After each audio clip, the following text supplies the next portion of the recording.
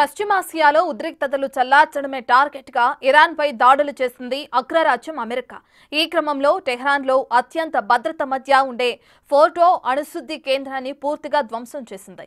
ఇందుకోసం ఏకంగా 6 bunker buster బాంబులను ప్రయోగించినట్లు వెల్లడించారు అమెరికన్ ప్రెసిడెంట్ డొనాల్డ్ ట్రంప్. ఇందుకోసం B-2 స్టెల్త్ బాంబర్లు, 30 టోమహాక్ క్షిపణులు ఉపయోగించినట్లు వెల్లడించారు ఆయన.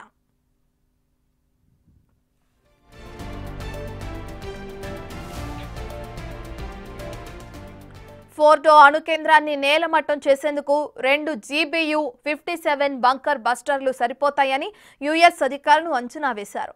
కానీ ఆపరేషన్ సమయానికి ఏకంగా 6 ప్రయోగించారు. 20 అడుగుల పొడవుండే ఈ బాంబులు పర్వతం కింద ఏర్పాటు చేసిన ఫోర్డో అణు కేంద్రాన్ని ధ్వంసం చేశాయి. పర్వతాలను చీల్చుకుంటూ 61 మీటర్ల లోతుకు చొచ్చుకుని వెళ్లి మరీ విధ్వంసం సృష్టించాయని స్వయంగా ప్రెసిడెంట్ ట్రంప్ వెల్లడించారు.